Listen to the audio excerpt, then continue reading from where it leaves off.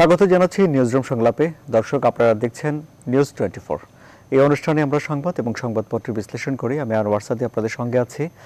আজ আমাদের সঙ্গে তিনজন বিশিষ্ট অতিথি, আমাদের আমন্ত্রিত অতিথি উপস্থিত আছেন। আমি আপনাদের সঙ্গে পরিচয় করে দিই তাদেরকে। তারা সবাই পরিচিত মুখ। সংবাদ বিশ্লেষণের জন্য আমার সঙ্গে রয়েছেন শিক্ষাবিদ অধ্যাপক ডক্টর জনাব সৈয়দ আনোয়ার হোসেন, আপনাকে স্বাগত জানাচ্ছি। ধন্যবাদ। আমাদের সঙ্গে রয়েছেন লেখক ও গবেষক জনাব ডক্টর আফসান চৌধুরী, আপনাকে স্বাগত জানাচ্ছি। এবং আমাদের সঙ্গে রয়েছেন সিনিয়র সাংবাদিক জনাব মাহফুজুল্লাহ, আপনাকেও স্বাগত জানাচ্ছি। আলোচনা আমরা করব, তবে তার আগে নিউজ 24-এর রাত 10টার সংবাদের শিরোনাম আপনাদের জানাই।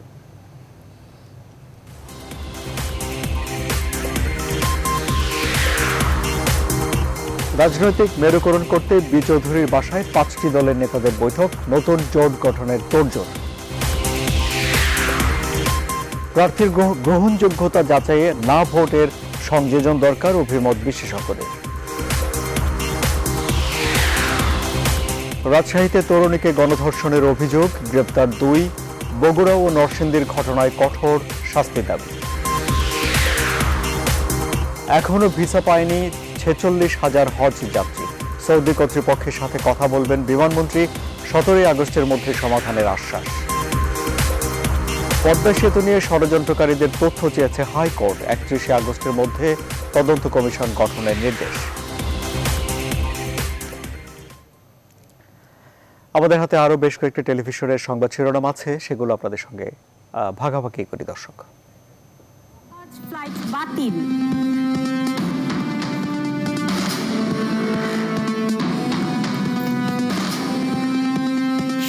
ধারার অপপ্রয়োগের কথা স্বীকার করলেন কাদের।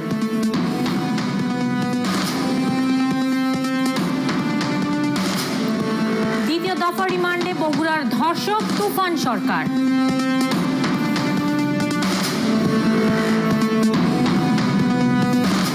রামপাল নিয়ে ইউনেস্কোর মত পাল্টায়নি বলেছেন বিশেষজ্ঞরা।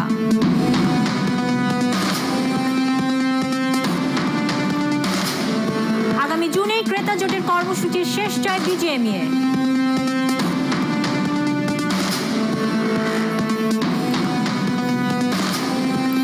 রাওয়ালপিন্ডিতে নতুন মন্ত্রিসভা নিয়ে নওয়াজ আব্বাসী বৈঠক।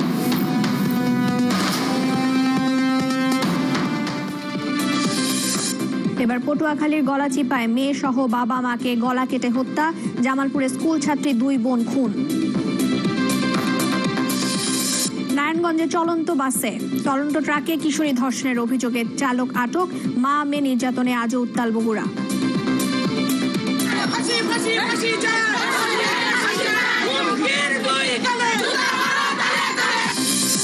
সাতান্ন ধারায় গ্রেফতার খুলনার সাংবাদিক জামিনে মুক্ত, ডুমুরিয়া থানার ওসি প্রত্যাহার। নতুন মামলার আগে অনুমতি লাগবে পুলিশ সদর দপ্তরের। আমাদের টিকিট দিচ্ছে না, বিচার পাসপোর্টের কপি দিয়েছে কিন্তু টিকিট দিচ্ছে না।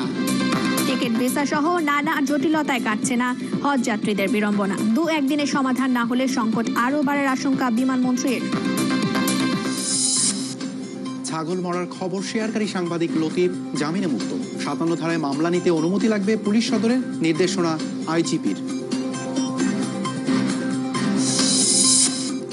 বি চৌধুরীর বাসভবনে বিভিন্ন নেতৃবৃন্দের বৈঠক, তৃতীয় রাজনৈতিক জোট গঠনের বিষয়ে আলোচনা।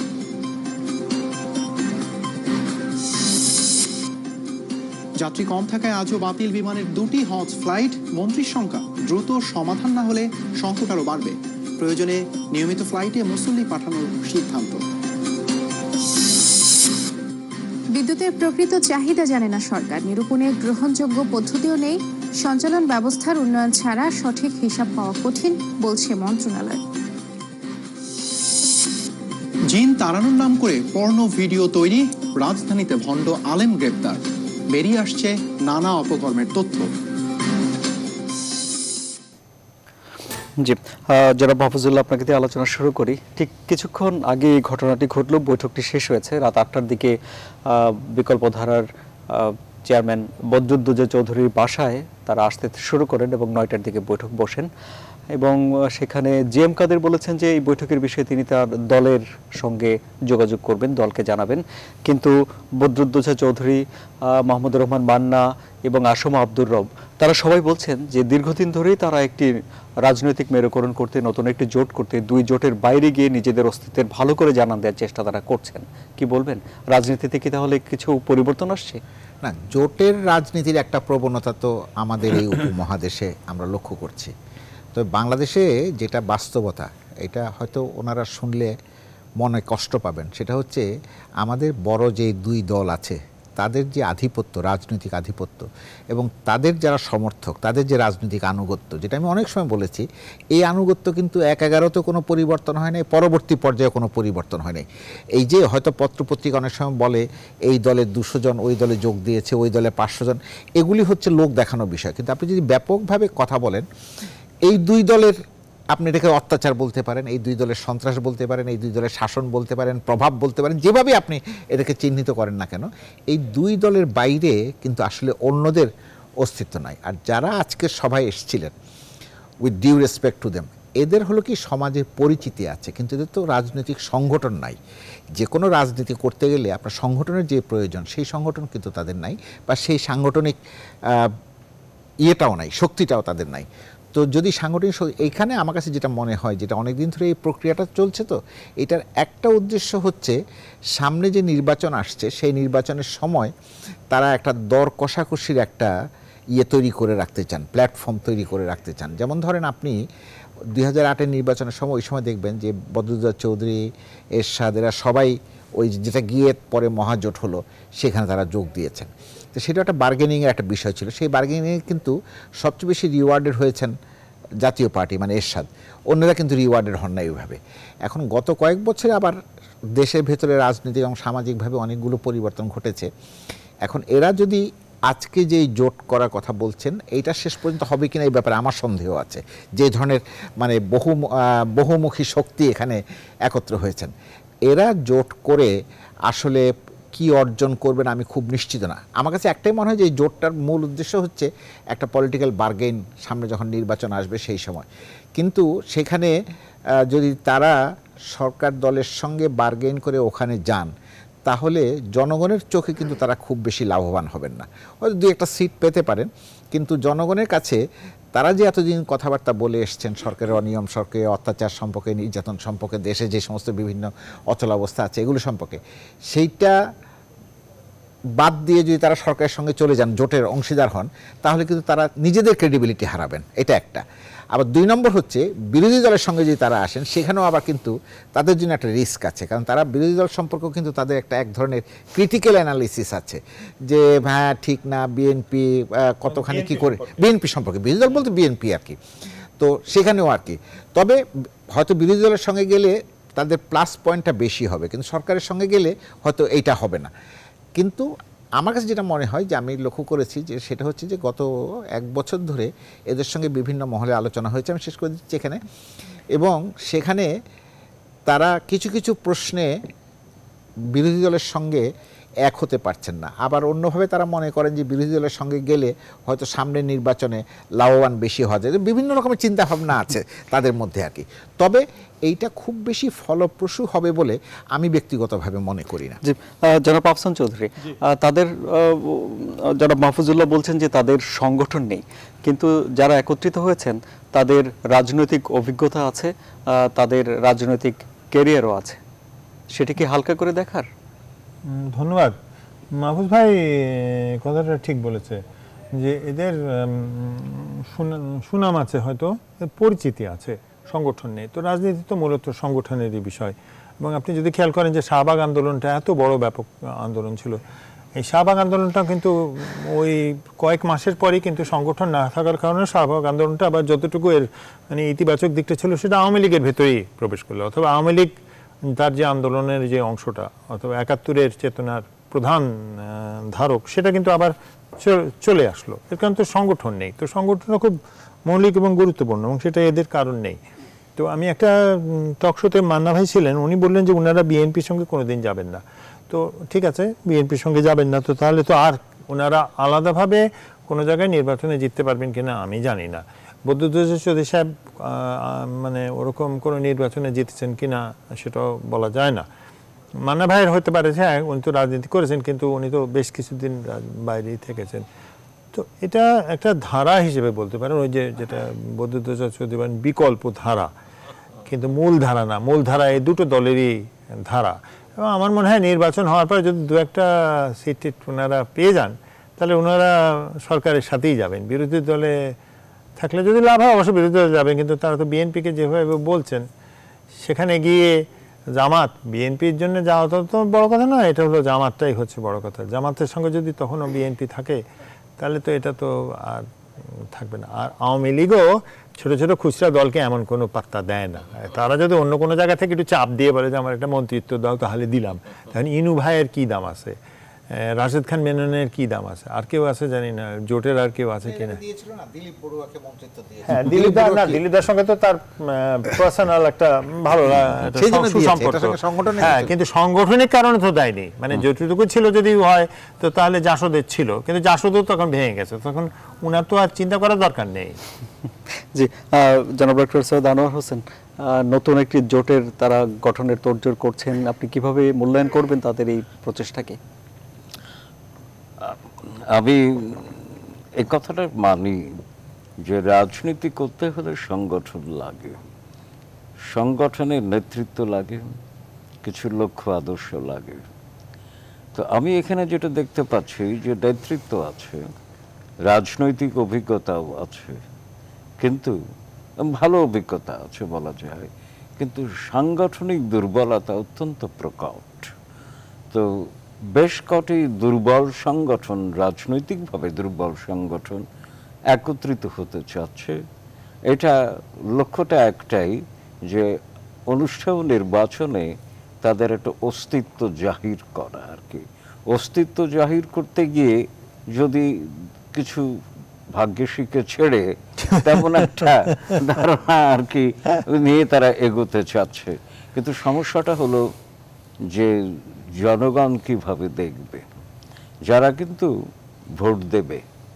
তো সেই জন্যে আমি খুব একটা আশাবাদী নই এই জোটের ভবিষ্যৎ নিয়ে। কিন্তু ওই যে বলছেন যে ব্যক্তিগতভাবে অনেকেই এর মধ্যে যারা আছেন রাজনৈতিক অভিজ্ঞতা প্রচুর, যেমন রব ভাই, সেই ৭১ পূর্ব সময় উজ্জ্বল ভূমিকা।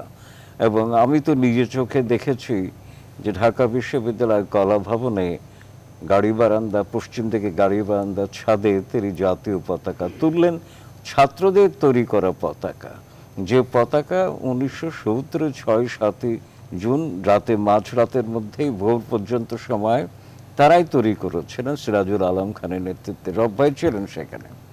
তো এই উজ্জ্বল ভূমিকা ছিল। কিন্তু তারপরে আবার দেখলাম যে এই রব ভাই আবার এরশাদের গৃহপালিত বিরোধী দলের নেতা, এবং তখন তার ভাবমূর্তি বেশ বিপন্ন হয়েছিল।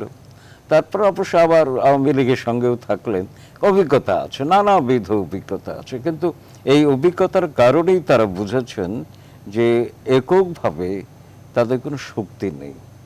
অনেক কথা বলছেন, অনেক বিবৃতি আসছে, অনেক বক্তৃতা হচ্ছে, কিন্তু জনগণের কাছে পৌঁছতে পারেননি।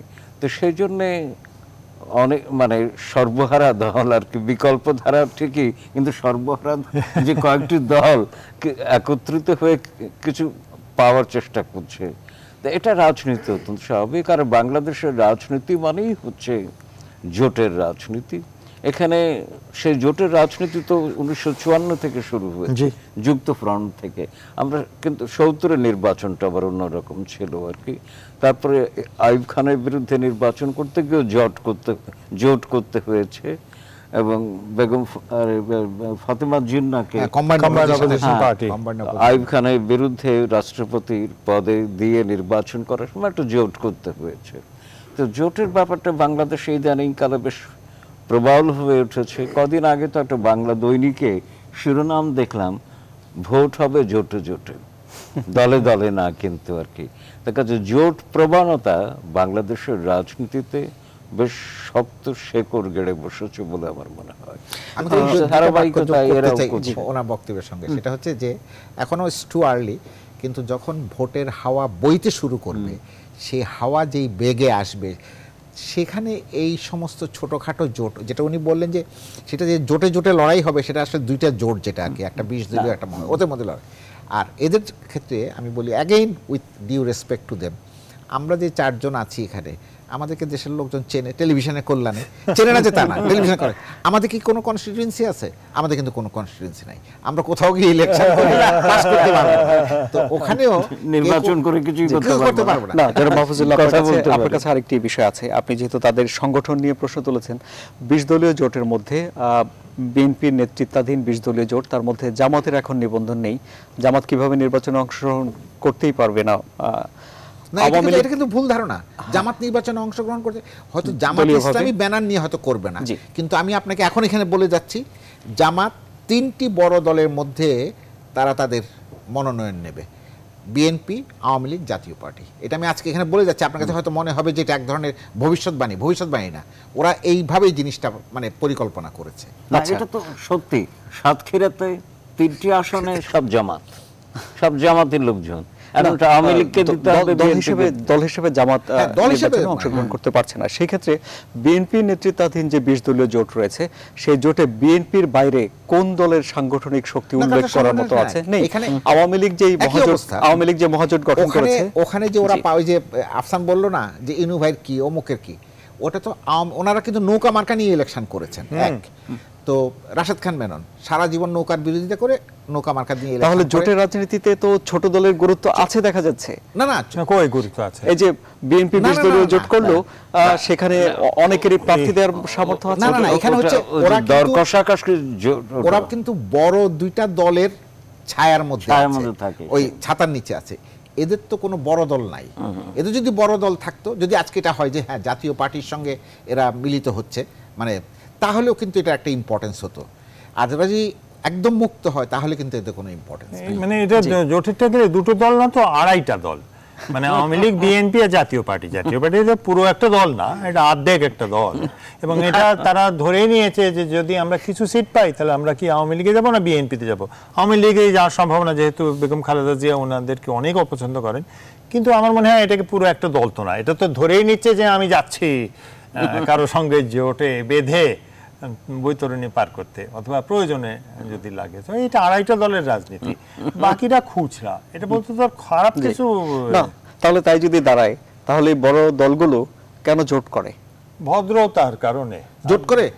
শব্দটা খুব বাজে শব্দ, এটা বললে তো আমাকে মাইট দিবে এখান থেকে বেরিয়ে যাওয়ার পরে। সেটা হচ্ছে যে বিকজ ওই যে আছে যারা ছোট ছোট, ওদের একটা নুইসেন্স ভ্যালু আছে। এটা আপনি দেখাচ্ছেন যে আমার সঙ্গে 20টা রাজনৈতিক দল আছে, আমার সঙ্গে 14টা রাজনৈতিক দল আছে, আমার সঙ্গে, এইটা মানুষকে এক ধরনের বাতাবরণের মধ্যে দিয়ে নিয়ে যাওয়া, অন্য কিছু না। এটাই হচ্ছে বাস্তবতা। আপনি যে ভারতে যে জোট হয়, আপনি কি মনে করেন সব দলের একেবারে? ভারতের জোট অনেক বেশি হয় মাহফুজ ভাই, অনেক বেশি হয়, কিন্তু একেবারে ওরা ওদের ভোট ব্যাংক আছে। তো এখানে বিজেপি অ্যাকচুয়ালি অনেকটা ভেঙে ফেলেছে।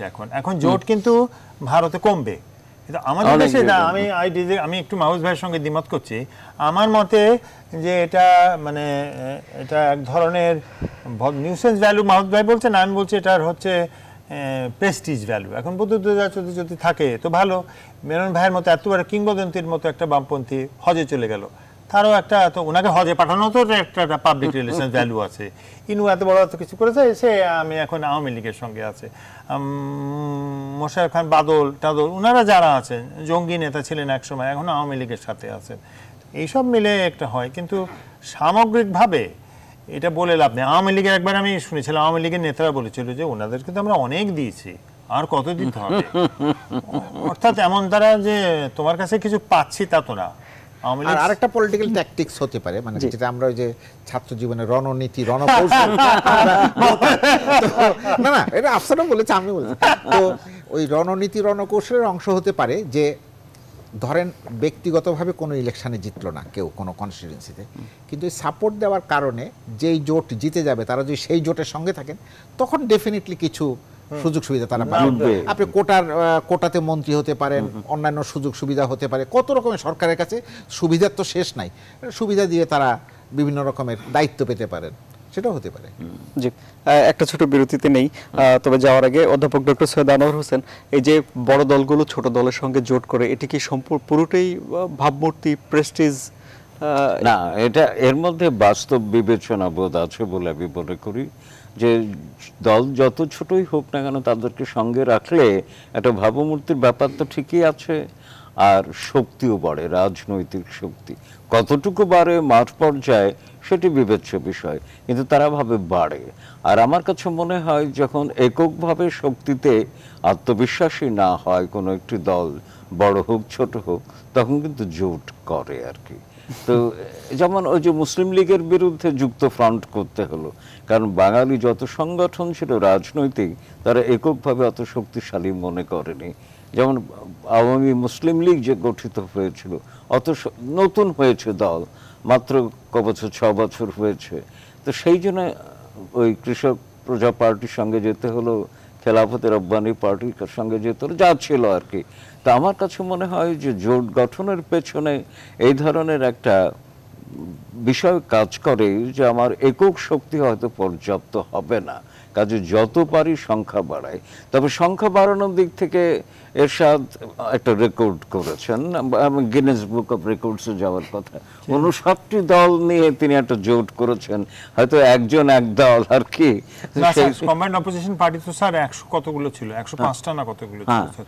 হ্যাঁ, ওই এরশাদের সময় সেই কম্বাইন্ড রব্বায় এটা 105টা দল, 1988 সালে উনি যখন এখনকার পরিস্থিতিতে এরশাদে 59টি দল নিয়ে জোট করা সারা বিশ্বকে তাক লাগিয়ে দিয়েছে বলা যায় আর কি।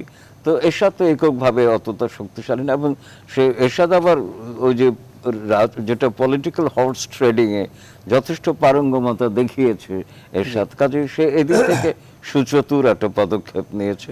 এটাও কিন্তু আওয়ামী লীগের সঙ্গে দর কষাকষির একটা উদ্যোগ যে এত বড় জোট আমি করেছি আর কি। আর একটা বাক্য যেটা হলো সেটা হলো নিজের দুর্বলতাটাকে ঢাকবার সবচেয়ে বড় ইয়ে হচ্ছে জোটের সঙ্গে যাওয়া।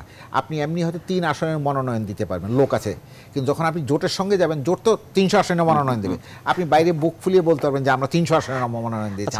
এটা কি শুধু আপনি যারা জোটে যাচ্ছে তাদের ক্ষেত্রে বলবেন, নাকি যাদের সঙ্গে জোট করেছে তাদের ক্ষেত্রেও বলবেন? না, তাদের বড় যে 2 দল তাদের তো 300 সিটে মনোনয়ন দেওয়ার মতন যথেষ্ট লোক, যথেষ্ট শক্তি আছে, অর্থও আছে, এটা মনে করার কোনো কারণ নেই যে অর্থ নাই।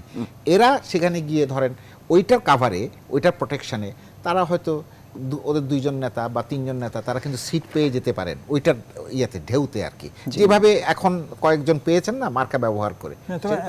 একটা জিনিস আমি বলি যে আমার নিজের মানে অভিজ্ঞতা, যে জোট হওয়ার আগে একক দল যদি কোনো মিটিং করে, মিছিল করে, কোনো কার্যক্রম নেয়, সেখানে কিন্তু অনেক বেশি সক্রিয় থাকে কর্মীরা। যে ওটা জোটের কার্যক্রম হয়ে যায়, ওরা কেউ আর আসে না, ওটা ভীষণ দুর্বল হয়ে যায়। অতএব আওয়ামী লীগ আর বিএনপি এই ভুলটা করবে না যে এটার ভিত্তিতে তারা আগামী নির্বাচন করবে। জি, একটা ছোট বিরতি নেই। দর্শক, আমাদের সঙ্গে আছেন জনাব ডক্টর আফসান চৌধুরী, আছেন জনাব মাহফুজুল্লাহ এবং আছেন জনাব অধ্যাপক ডক্টর সৈয়দ আনোয়ার হোসেন। আপনারাও আমাদের সঙ্গে থাকুন।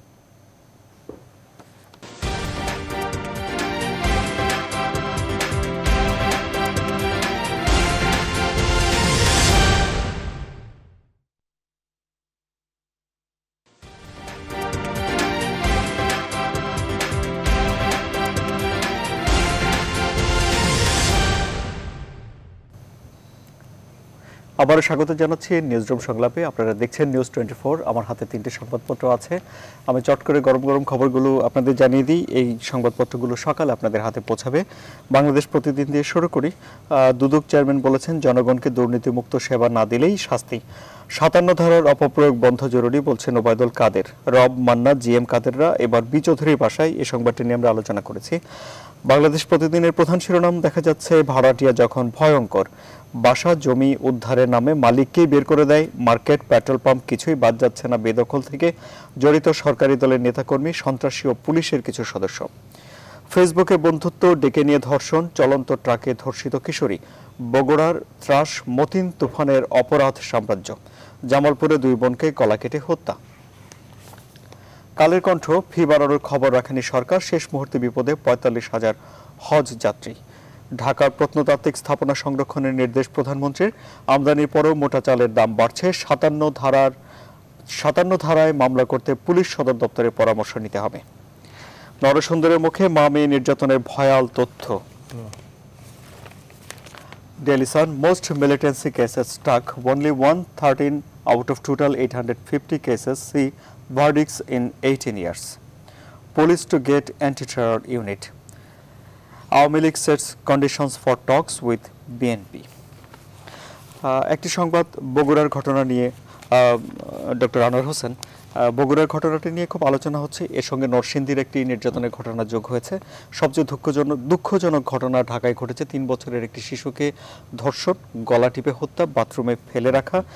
রাজশাহী থেকে আজকে একটি নির্যাতনের খবর এসেছে যে ফেসবুকে বন্ধুত্ব ডেকে নিয়ে তাকে ধর্ষণ করা হয়েছে। এবং বগুড়ার সেই ঘটনার ফলো আপ স্টোরি করতে দিয়ে সাংবাদিকরা জানাচ্ছেন যে মতিন তুফানের অপরাধ সাম্রাজ্য সেখানে ত্রাসের সৃষ্টি করেছিল। নিউজ 24 একটি রিপোর্ট হয়েছে যেখানে দেখানো হয়েছে যে অনেকে তুফানকে চেনেই না, যারা চিনতে চাচ্ছে তারা তার পক্ষে কথা বলতে চাচ্ছে ভয়ে। কি বলবেন? ব্যাপারটা হচ্ছে যে বিগত কিছু দিনে, মানে নিকট অতীত থেকে বলা যায়, বাংলাদেশে সামাজিক অপরাধের বৈচিত্র্য বেড়েছে। তার মধ্যে একটি হচ্ছে ধর্ষণ, এবং 3 বছরের একটি শিশুকে ধর্ষণ করা হয়েছে। ভয়ঙ্কর সামাজিক অপরাধ। এই অপরাধগুলো কেন হয় এর একটা মনস্তাত্ত্বিক সমীক্ষা দরকার বলে আমি মনে করি। অপরাধ তত্ত্বের মধ্যেও মনস্তাত্ত্বিক সমীক্ষার প্রয়োজন আছে, এটা জানি আমরা করা হয় আর কি। আরেকটি বড় কারণ হচ্ছে যে একটি দল বহুদিন ক্ষমতায় আছে, সেই দলের ছত্রছায়ায় রয়ে গেছে এদেশের চিহ্নিত সন্ত্রাসী, চিহ্নিত মাস্তান বলতে যা বোঝায় সব আছে। কাজে দলের সংশ্লিষ্টতাকে ব্যবহার করে অপরাধ জগতে তারা বেপরোয়া হয়ে উঠছে, এবং বিচার বলে কিছু হচ্ছে না আর কি। এই যে ব্লগার হত্যার বিচার তেমন হচ্ছে না, ধর্ষণের কোনো বিচার আজও পর্যন্ত হয়নি। হয়তো আমরা দেখছি যে এখন বেশ নড়ে চড়ে বসছে সরকার বগুড়ার ঘটনা নিয়ে, কিন্তু কিছুদিন পরে মিয়ে যাবে, আমরা তো আজ জানবো না কিছু আর কি। অর্থাৎ অপরাধের সংস্কৃতি এত গভীর এবং পরিব্যাপ্ত হয়েছে বাংলাদেশে, এ থেকে প্রমাণ হয় যে আইনের শাসন বলতে কিছু নেই। আইনের শাসন থাকলে এটা সম্ভব হতো না আর কি, কারণ এরা জানে যে আমি যত অপরাধী করি না কেন কিছু হবে না আর কি। তো সেই জন্যই এই এত বেপরোয়া ভাব আর কি। তো আমাদের অঙ্গুলি নির্দেশটি করছি আমরা সেই দিকে, যেটা হচ্ছে আইনের শাসনের অভাব আর কি। আর রাজনীতি যে কত অপচয়িত অবক্ষয়িত হয়েছে তারও একটি সূচক কিন্তু রাজনীতি সংশ্লিষ্ট কিছু ব্যক্তিবর্গের এই ধরনের বেপরোয়া কার্যক্রম আর কি। বগুড়ার ঘটনা তো আমাদের চোখ খুলে দিয়েছে একেবারে, নরসিংদীর ঘটনাটা সব এক এক অসংখ্য ঘটনা নিকট অতীতে ঘটেছে। এখন সমস্যাটা হচ্ছে বাংলাদেশে অপরাধ করলে রাজনৈতিক সংশ্লিষ্টতা থাকলে পার পেয়ে যাওয়া যায়। তো দু একটি ব্যতিক্রম আছে, যেমন ধরুন ওই যে আগৈলঝোড়া যে ইউনোর ঘটনাটি, এটা প্রধানমন্ত্রীর নজরে পড়েছিল বলে, তা না হলে তো ওই ছেলেটির জীবন শেষ হয়ে যেত আর কি। তো এখন 2-4টে ঘটনা আছে, কিন্তু আমি যদি সামগ্রিকভাবে অপরাধ জগতের চিত্রটা সামনে আনি, তাহলে আমি তো চটজলদি বেশ কিছু দৃষ্টান্ত তুলে আনতে পারবো যেখানে দেখছি যে বিচারটি হওয়ার কথা ছিল সেটি হচ্ছে না। যেমন ধরুন সাগরণী হত্যাকাণ্ডের কি কোনো হদিশ পেলাম আমরা আজও পর্যন্ত? একসময় স্বরাষ্ট্রমন্ত্রী তো বলেই দিয়েছিলেন এত ঘন্টার মধ্যে তাদেরকে গ্রেফতার করা হবে, বেশ নাটকের সংলাপের মতো বলেছিলেন। কোথায় সেই? আচ্ছা, তারপরে তনু হত্যা, মিতু হত্যা, ত্বকী হত্যা, কোনো কিছুই হচ্ছে না। তো এ এক অদ্ভুত দেশ, এখানে অপরাধ করে পার পেয়ে যায়, কিন্তু আমরা জানি এই হত্যাকাণ্ডগুলো কারা ঘটিয়েছে। আমরা কাগজে পত্রে যা খবর পাই আর কি, অনেক কথাই লেখা থাকে, কারণ সাংবাদিকদের কলম তো থামানো যাবে না, তারা নানানভাবে অনুসন্ধানী প্রতিবেদন তৈরি করে আর কি। সরকার না হয় চুপচাপ থাকতে পারে। তো যে দেশে অপরাধ এত বিস্তৃত এত গভীর, সে দেশে ঘটনাগুলো ঘটবে। কিন্তু লজ্জায় কিন্তু মাথা হেঁট হয়ে যাচ্ছে যে 3 বছরের শিশু যখন ধর্ষিত হয়, তাকে গলা টিপে হত্যা করা হয়, এ কেমন দেশ আর কি। আমার মনে পড়ে যে ওয়াইবি ইয়েটসের একটা কবিতা আছে, দ্য সেকেন্ড কামিং। তার সেকেন্ড কামিং এর কবিতায় পংক্তি আছে, the centre cannot hold, things fall apart. তো বাংলাদেশ তো তাই হয়ে গেছে। এবং জীবনানন্দ দাশের একটা কবিতা আছে অদ্ভুত আধার, ওই ইয়েটসের ওই কবিতাকে অনুসরণ করেই লেখা হয়েছিল মনে হয়, আমরা যারা বিদ্বজ্জন তারা তাই বলেন আর কি। কিন্তু এই এমন দেশ আর কি, এখন ওই যে কবির ভাষায় ছিল যে এমন দেশটি কোথাও খুঁজে পাবে না কো তুমি, কবির ভাষায় ছিল একটা ইতিবাচক অর্থে, সদর্থক অর্থে, কিন্তু এখন আমি নেতিবাচক অর্থে আপনি সেটি দেখছেন। কিন্তু ডক্টর আফসান চৌধুরী, আমরা ঢাকার বাইরে বিভিন্ন আদালত থেকে ধর্ষণের দায়ে আমরা সাজা হতে দেখেছি, বিভিন্ন অপরাধের সাজাও হচ্ছে। তাহলে কি এটি মোটা দাগে বলা যায় যে অভিযোগ ডক্টর সৈয়দ আনোয়ার হোসেন করছেন যে আইনের শাসন নেই, সেটি কি বলা যায় এই অল্প কয়েকটি ঘটনায়? আপনি যদি সামগ্রিকভাবে ধর্ষণের হিসাবটা দেখেন তাহলে দেখবেন যে 100 জনের একজন বিচার ম্যাক্সিমাম।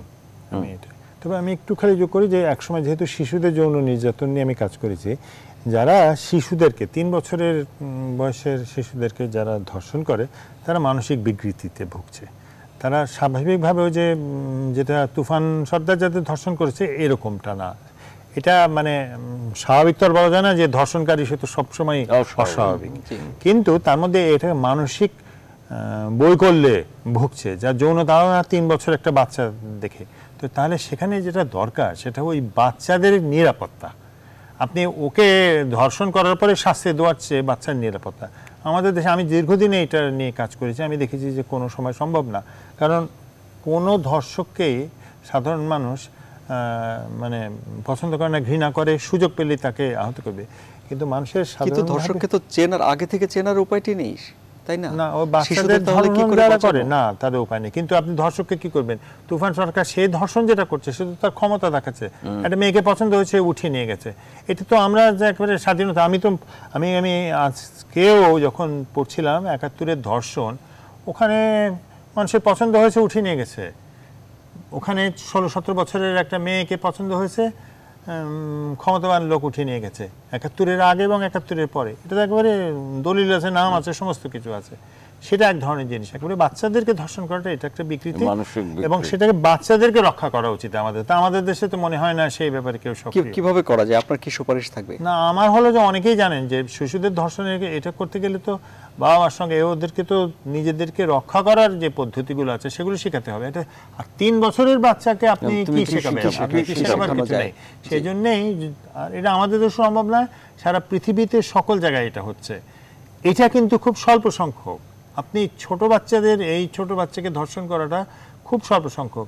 বেশিরভাগ যেটা হয় ওই ক্ষমতাবান মানুষ এই ধর্ষণটা করে। আর ধর্ষণ শব্দটা আমরা ভাবি যে লাফ দিয়ে পড়ে ধর্ষণ করলে, সেটার চেয়ে বেশি হয় যে মানুষকে অর্থের লোভ দেখায়, চাকরির লোভ দেখায়, এই করে যে ধর্ষণটা হয়, যেটা এক ধরনের আপনি বলতে পারেন যে সে তো রাজি হয়েছে, কিন্তু সেই রাজি হওয়াটাই তার ধর্ষণের একটা বিষয়। আমি 71 নিয়ে যেহেতু কাজ করি, ওখানে অনেক মেয়ে বাধ্য হয়েছে। আমি একটা গ্রামের কথা জানি, আমি ওটাকে গ্রামের নামটা দিচ্ছি না, সেখানে তো ওই গ্রামে গিয়ে পাকিস্তান আর্মি বলেছে আমাদেরকে মেয়ে দিতে হবে। তখন ওই গ্রামের মানুষই 2টা বোনকে তারা পাকিস্তান আর্মির হাতে তুলে দিয়েছে। চুক্তিটা হলো আর কাউকে তারা চাইবে না। তো ওই মেয়েরা ধর্ষণ না, তারা তো গেছে ধর্ষিত। এবং সবচেয়ে কষ্টকর বিষয় হলো ওই মেয়েগুলোকে আবার তারাই এত নিগৃহীত করেছে ধর্ষিত হওয়ার পর, ফেরত আসার পর 2টো মেয়ে আত্মহত্যা করেছে। আমার কাছে এটা সবচেয়ে কষ্টকর একটা অভিজ্ঞতার মধ্যে একটা। কিন্তু বিষয়টা হলো কি, আপনাকে সকল অপরাধীকেই আপনাকে সমান চোখে দেখতে হবে। আপনি যদি সরকারের ছাপ আছে বলে আপনি বললেন যে না, একে কিছু বলা যাবে না, এবং আজকে তুফান সর্দারকে ধরা হয়েছে, আপনি চিন্তা করেন বাংলাদেশে কত তুফান সর্দার আছে, প্রতিটা ডিস্ট্রিক্টে গিয়ে খুঁজে পাবেন। আপনি এই সমীক্ষাটা করে দেখেন, আপনারা যখন স্টোরি করেছেন আপনি তো পরিষ্কারভাবে বলতে পারবেন সব জায়গাতেই আছে। এখন আমরা বিশেষ করে নির্বাচনের 1.5 বছর আগে আমরা একটু সাহসী হয়ে উঠেছি। আমরা জানি যে আচ্ছা ঠিক আছে, এখন সরকার একটু নরম হবে, সরকার একটু আমলে নেবে ধর্ষণের। কিন্তু যদি সরকার নির্বাচনে যে সরকারই হোক, তারা আসার পরে কি আমলে নেবে? আপনাকে নেবে না। আমরা তো বাকি পিছনের দিকে তাকালে তো দেখতে পাই না যে ধর্ষণকারীকে আমলে নিচ্ছে। জনাব মাহফুজুল্লাহ, সরকার শুরুর দিকে আমলে নেয় না, শেষের দিকে নেয়, যে কোনো সরকারই হোক, তাই তো? জনাব আফসান চৌধুরী, প্রফেসর আনোয়ার হোসেন বললেন, এইটি আসলে ক্ষমতাসীন দলের ছত্রছায়া থেকেই তারা এই কাজগুলো করবার জন্য সাহস পায়। ধরেন অন্য দিকে থাকলে তো এই প্রোটেকশনটা থাকে না। এটা হচ্ছে প্রথম বিষয় আর কি। দ্বিতীয় বিষয় হচ্ছে দ্বিতীয় বিষয় হচ্ছে এগুলো নিয়ে যখন লেখালেখি হয় বাইরের জগতে, তখন আমাদের সরকার একেবারেই পুরো বিষয়টাকে অস্বীকার করবার একটা প্রবণতা আছে, ডিনায়াল যে সিনড্রোমটা আর কি, এইটা আছে। এখন তারা বলে যে ওরা ওদের ওকালতি করছে, ওদের দালালি করছে, কিন্তু বাস্তবটা তো আমরা জানি। বাইরের দুনিয়াতে যাই লেখালেখি হোক, মানবাধিকার সংগঠনগুলো, এটা তো আমরা জানি। এবং নারী এবং শিশুদের উপরে যে নির্যাতন, ওইটা তো বাচ্চাদের ব্যাপারটা, ওইটা আরেকটা মানে মানসিক মানে বৈকল্যতা। কিন্তু নারী ও শিশু নির্যাতন যেটা, এর মধ্যে নারী এবং মেয়েদের উপর যে নির্যাতনটা হচ্ছে, এটা যে কোনো অনেকগুলো কারণেই আপনার গত 1-1.5 বছরের মধ্যে কিন্তু মানে ইয়ের বাইরে চলে গেছে। এবং দুঃখজনক বিষয় হচ্ছে আপনি কোথাও পাবেন না অ্যাটলিস্ট গত 6 মাসের মধ্যে যে সরকারের উচ্চ পর্যায়ে বা সরকারের ক্ষমতার পর্যায়ে যারা আছেন তারা এই সম্পর্কে কোনো রকমের কোনো বক্তব্য আমি কিন্তু দেখি নাই এখন পর্যন্ত। এটা আমার কাছে খুব সারপ্রাইজিং মনে হয়। সেটা সরকারের সর্বোচ্চ পর্যায়েও এবং আপনার মন্ত্রীদেরও কোনো বক্তব্য কিন্তু আপনি পাবেন না। তো তারা কি পুরো বিষয়টাকে মেনে নিয়েছেন না সহ্য করছেন? মানে এখানে একটা যেটা আমরা মিডিয়াতে অনেক সময় এটা পড়ানোর সময় এটা বলা হয় যে এই ধরনের বিষয় যখন তুমি রিপোর্ট করবা তখন তুমি নিজেকে ইয়ার্ডস্টিক হিসাবে নেবা, যে এটা যদি তোমার বোনের ক্ষেত্রে হতো, তোমার মায়ের ক্ষেত্রে হতো বা তোমার ভাবির ক্ষেত্রে হতো, তাহলে তুমি কিভাবে রিয়েক্ট করতে। একই প্রশ্ন কিন্তু আমার রাজনৈতিক নেতৃত্বের ক্ষেত্রেও, বিশেষ করে যারা ক্ষমতাসীন, তাদের জীবনে যদি এই ধরনের কোনো রকমের কোনো দুঃখজনক ঘটনা ঘটতো তাহলে তারা কি করতেন। এবং আশ্চর্য রকমের এক ধরনের নীরবতা, মনে হচ্ছে যে নীরবতার চাদর দিয়ে তাদেরকে ঢেকে দেওয়া হয়েছে। আর যেটা আফসান বলল যে হ্যাঁ, যখন সময় ঘনিয়ে আসে মানে নির্বাচনের বা তখন আসলে অনেক কিছুর উপরেই নিয়ন্ত্রণ চলে যায়। এবং আমি তো নিশ্চিত যে যত আরও নির্বাচনের দিন ঘনাবে অনেক কিছুর উপরে সরকার ইচ্ছা থাকলেও নিয়ন্ত্রণ করতে পারবে না, কারণ সমাজে অনেকগুলো দ্বন্দ্ব আছে আমাদের সমাজে। সেই দ্বন্দ্বের কারণে এক একজন এক এক রকমভাবে পুরো বিষয়টাকে সর্ট আউট করার চেষ্টা করে বা স্কোর করার চেষ্টা করে। সেখানে আমাদের প্রশাসনও আছে, পুলিশও আছে, অন্যান্য রাজনৈতিক শক্তিও আছে, সবই আছে। এখন এইটাকে ওই যে বাচ্চাদের ব্যাপারে আমি যেটা মনে করি যে আফসান, সেখানে কিন্তু প্যারেন্টসদের একটা রেসপন্সিবিলিটি আছে, একটা প্যারেন্টাল প্রোটেকশন, মানে প্যারেন্টসদের কিন্তু চোখ কান খোলা রাখা দরকার যে আমার এই মেয়েটি কোথায় যাচ্ছে, কি করছে, এটার নজর রাখা দরকার। যেহেতু সে মেয়ে, সে তো ভালনারেবল। যেমন আমি সবসময় বলি ছেলেরাও নির্যাতনের শিকার হয় সাংঘাতিক রকম ভাবে আপনার। তবে আমাদের এখানে তুলনামূলক, আমার ধারণা, আমি বলতে আফসান আরো ভালো বলতে হবে কারণ আফসান নিয়ে কাজ করে, আমার ধারণা ছেলেদের তুলনায় মেয়েরা বেশি নির্যাতন, বেশ করে 10 বছরের উপরে উঠে গেলে, 10-12 বছরের উপরে উঠে গেলে মেয়েরা বেশি নির্যাতিত হয়। কিন্তু ছেলেদের নির্যাতন ছোট বাচ্চাদের ক্ষেত্রে ছেলেদেরও এটা হয়। আর এখন তো অনেক বেড়ে যাচ্ছে, এখন ছেলেদের উপরে যৌন নির্যাতন পুরুষ দ্বারা এটা অনেক বেড়ে গেছে। এবং এখানে বাড়ছিল, এটা একটা ট্রেন্ড ছিল, এটা এখন অনেক বেড়েছে। এখানে প্যারেন্টাল গাইডেন্সের একটা বিষয় আছে, তাদের একটা খোঁজ খবর রাখা দরকার, চোখ কান খোলা রাখা দরকার, যে শেখানো দরকার আমার বাচ্চাটা, আর প্লাস শেখানো যেটা আর কি, এটা তো আমাদের স্কুলেও শেখায় না, কিছুই করে না। বাইরে কিন্তু পৃথিবীতে সব কিছু শেখানো হয়, এইসব জিনিস মানে যার বয়স অনুপাতে সেইভাবে শেখানো হয়, এটা একটা বিষয়। আর আরেকটা হচ্ছে যে আপনি এগুলো আসলে এইভাবে আপনি দমন করতে পারবেন না সোশ্যাল মুভমেন্ট ছাড়া, কালচারাল মুভমেন্ট ছাড়া। যে মানুষের চিন্তার জগতে যেই দূষিত একটা অবস্থা আছে, এটাকে পরিষ্কার করতে হবে। তো পরিষ্কার করতে হলে ওটা অন্যান্য সমাজও পারে নাই এখন পর্যন্ত, কিন্তু আমি বিশ্বাস করি যে আমাদের চেতনার মানটাকে যদি আমরা এগিয়ে নিতে পারি তাহলে অনেক কিছু আমরা ঠেকাতে পারবো, মানে নিয়ন্ত্রণে আনা সম্ভব হবে। পুরোটা ইয়ে করা যাবে না। তো আপনি এই যে বললেন যে শাস্তি হয় না, তো শাস্তি না হলে তো আমি অপরাধ করবই। আপনি টাকা চুরি করবেন, শাস্তি হয় না, ব্যাংক লুট করবেন, শাস্তি হয় না, ধর্ষণ করবেন, শাস্তি হয় না। তো যার এই ধরনের মাথার মধ্যে দুষ্টবুদ্ধি আছে সেই সকল দুষ্টবুদ্ধি প্রয়োগ করবে। আপনি প্রয়োগ করতে না পারি, কিন্তু সে তো প্রয়োগ করবে। সে জানে ব্যাংক লুট করলে কোনো কিছু হবে না, খুন করে ফেললে কিছু হবে না। আমি নিয়ন্ত্রিত মানে বিশেষায়িত এলাকার মধ্যে যদি একটা মেয়েকে আমি খুন করে ফেলি, কোনো কিছু হচ্ছে না। এই যে মানে তনুর যে ঘটনা, তো আপনি যে পুলিশের স্ত্রী, হ্যাঁ, এখন এটা কে মেরেছে আমরা জানি না, কিন্তু তিনি তো খুন হয়েছেন। তো সেটা কি পুলিশ খুঁজে বের করতে পারে না? একটা জিনিস আমি সরকারের উপরে কেন বলি, সরকার একটা জিনিস ভুলে যায়, সেটা হচ্ছে যখন যে সরকার ক্ষমতায় থাকে তার আমলে যেসব ঘটনাগুলো ঘটে, এই সমস্ত দায় দায়িত্ব কিন্তু গিয়ে সরকারের উপরে পড়ে, অন্য কারোর উপরে পড়ে না।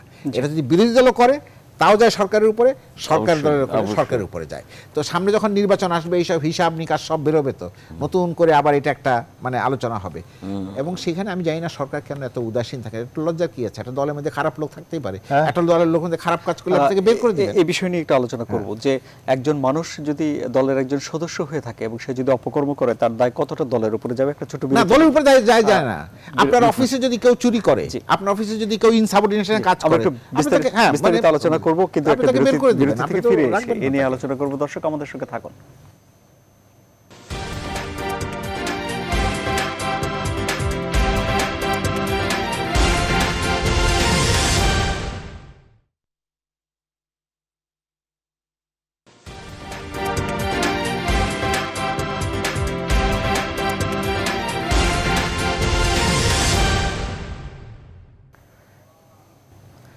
আবারও স্বাগত জানাচ্ছি। আপনারা দেখছেন নিউজরুম সংলাপ, আপনারা দেখছেন নিউজ 24।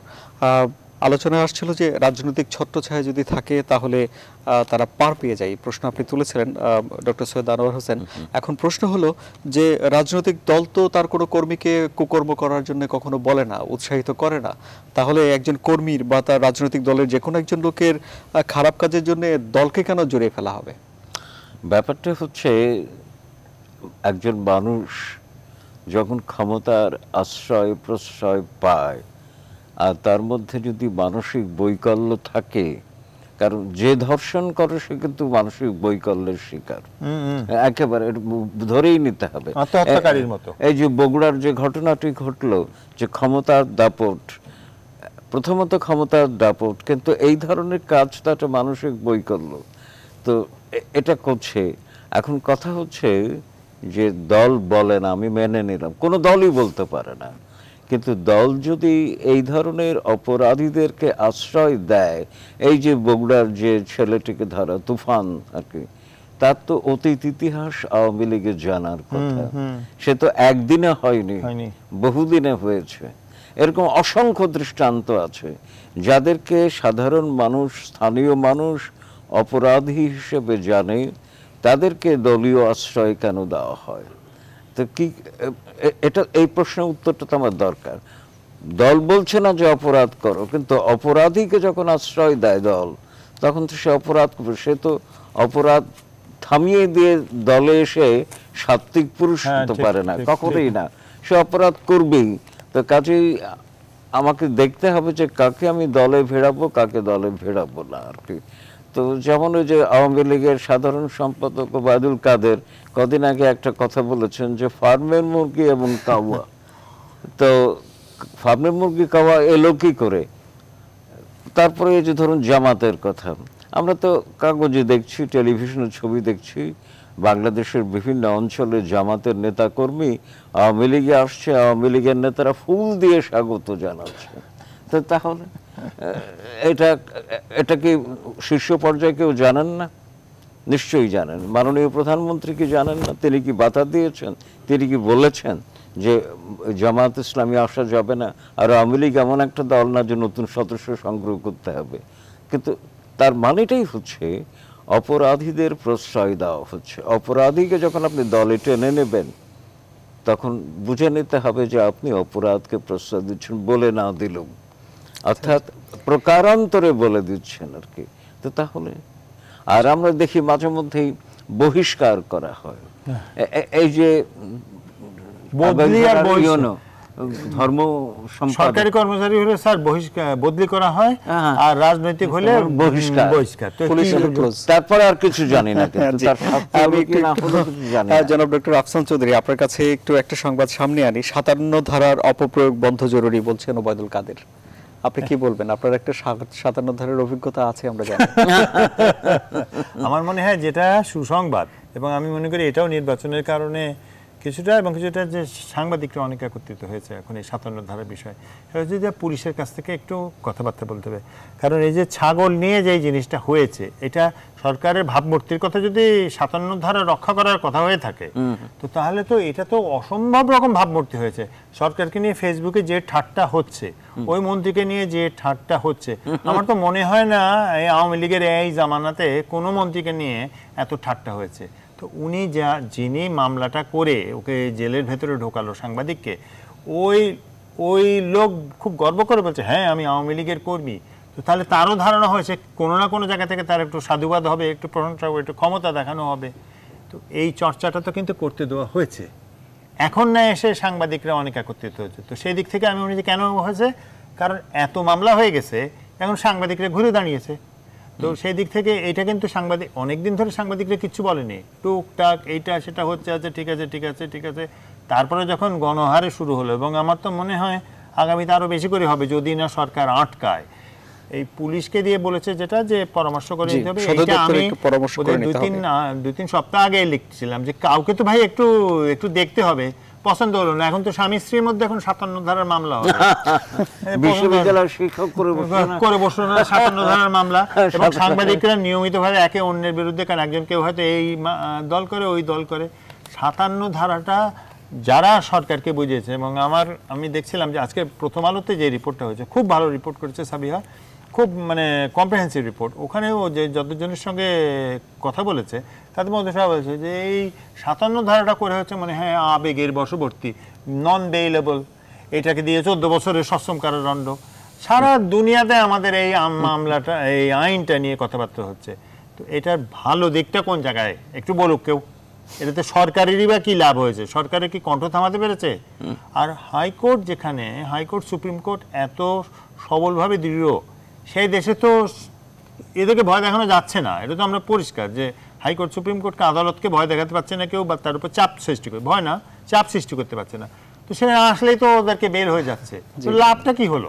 জি, জনাব মাহফুজুল্লাহ, একটি মন্তব্য প্রতিবেদন আছে, ইমদাদুল হক মিলন লিখেছেন, উনি কালের কণ্ঠের সম্পাদক, বাংলাদেশ প্রতিদিনে লিখেছেন সেই ঢাকা এই ঢাকা শিরোনামে যে কোথায় গেল আমাদের ধোলাইখাল। ঢাকা নিয়ে আপনার অনেক আগ্রহ আছে আমি জানি। ধোলাইখাল কেন, ঢাকার পুরো চেহারাটাই তো আমি অনেক সময় বলি, আমি তো কত বোধহয় 50 বা 55 বছর আগে ঢাকায় এসেছি, মানে মোটামুটি স্থায়ীভাবে থাকতে, মানে যেহেতু পড়াশোনার সুবাদে, তারপরে তা ফিরে যায়নি। ঢাকা শহরের চেহারা তখনকার আর এখনকার চেহারা, এটা আমার কাছে একটা খুব ছোট্ট জবাব আছে, সেটা হচ্ছে আপনি ঢাকাকে বাঁচাতে পারবেন না। কেন পারবেন না জানেন?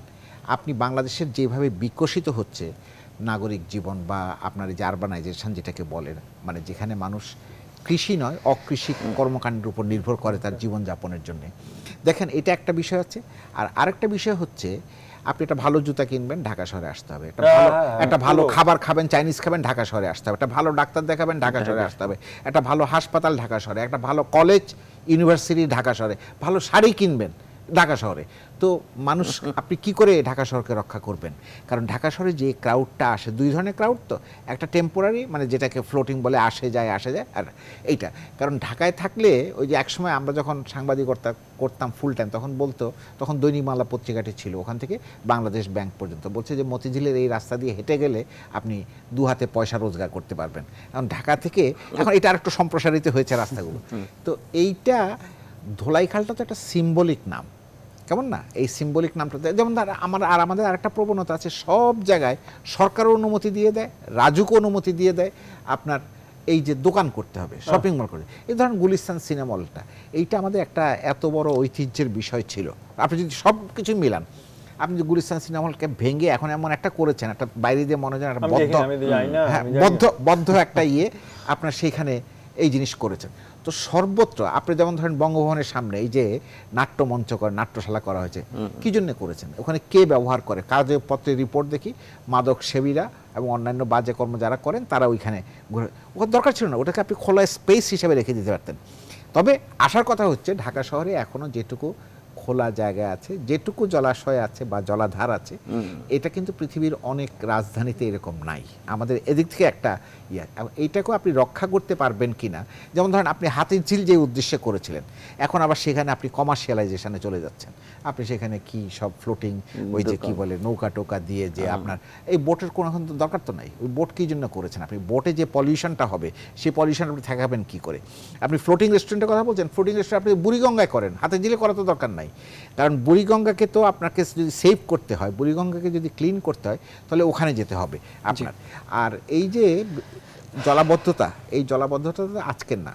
2004 সালে বিএনপি যখন ক্ষমতায়, আপনাদের নিশ্চয়ই মনে আছে, ওনার তো ডেফিনেটলি মনে আছে, একদিন এমন অবস্থা হলো বৃষ্টিতে সচিবালয়ের একতলা পানির নিচে চলে গেল এবং সেদিন কিন্তু নিয়মিতভাবে জলবায়ু আসে। না সেদিন কিন্তু সেই তারিখে আপনার কিন্তু সরকার ছুটি ঘোষণা করতে বাধ্য হয়েছিলেন 2004 সালে। 2004 সালে তখন খালেদা জিয়া 2004 এটা প্রধানমন্ত্রী, ঘটেছে। উনি অফিসে যেতে পারছিলেন না, বাধ্য হয়ে 11টার দিকে সরকার মানে সবকিছু 11টা সাড়ে 11টার দিকে দুর্যোগের সবকিছু- দিন ছিল। হ্যাঁ, এবং সচিবালয়ের একতলা পানির নিচে লিফট টিফট সমস্ত অচল হয়ে গেছে। হ্যাঁ, তো একদম। এটা তো এখনো হচ্ছে। সময়- তো সময় এটার শেষ। জন্য আসলে হয় কি, আপনাকে আগে ঠিক করতে হবে আপনি ঢাকাকে কিভাবে দেখতে চান। জি। আমরা বলি আমাদের- তিলোত্তমা, জি, আমাদের কিন্তু হাতে- আসলে তিলোত্তমা হিসেবে দেখতে চাই না। আর সময় নেই, আমি দুজনের কাছে এক বাক্য করে আজকে শেষ কথা শুনে অনুষ্ঠান শেষ করব। জনাব সৈয়দ আনোয়ার হোসেন, এক বাক্যে আজকের অনুষ্ঠানে আপনার শেষ কথা কিছু বলার থাকলে। আজকের অনুষ্ঠানে আমরা অনুষ্ঠানে যা আলোচনা করলাম, আমার কাছে মনে হয় সবচেয়ে গুরুত্বপূর্ণ শেষের প্রসঙ্গটি, ঢাকাকে বাঁচাতে হবে। কে বাঁচাবে? নগর পরিকল্পনাবিদদের উপর খুব একটা আমার আস্থা নাই। এই যে 300 ফিটের রাস্তা যখন করা হলো, এর নকশা যখন প্রধানমন্ত্রীর সামনে দেওয়া হলো, প্রধানমন্ত্রী বললেন যে এত বড় রাস্তা হচ্ছে, ড্রেন কোথায়? ড্রেন নাই, নগর পরিকল্পনাবিদরা করেছেন, তারপরে আবার ড্রেন দেওয়া হয়েছে। তো কাজেই উত্তরাতেই তো আপনার সিওএজের কোনো সিস্টেম ছিল না, এখন মানে মাত্র শেষ, 3 দিন আমাদের ধরে করছে। একটা খবরও দিব জনাব আফসান চৌধুরী, 2 বাক্যে আপনার শেষ কথা শুনে আমরা শেষ করি অনুষ্ঠান। না, আমার কোনো কথা নেই। আমি মনে করি না যে সরকারের কাছ থেকে আমাদের খুব একটা কিছু আশা করতে পাওয়া যাবে। তো যদি যখন যাবে না, তাহলে জনগণকে একটু সবল হওয়া দরকার আর চাপ সৃষ্টি করা দরকার, এর বেশি না। জি, অনেক ধন্যবাদ জনাব ডক্টর আফসান চৌধুরী, লেখক ও গবেষক, জনাব মাহফুজুল্লাহ, সিনিয়র সাংবাদিক, জনাব অধ্যাপক ডক্টর সৈয়দ আনোয়ার হোসেন, শিক্ষাবিদ। দর্শক, আপনারা যারা আমাদের সঙ্গে ছিলেন অনেক ধন্যবাদ। প্রতি রাত 12টায় আমাদের এই অনুষ্ঠান হয় নিউজ রুম সংলাপ। দেখার আমন্ত্রণ রইল। শুভরাত্রি।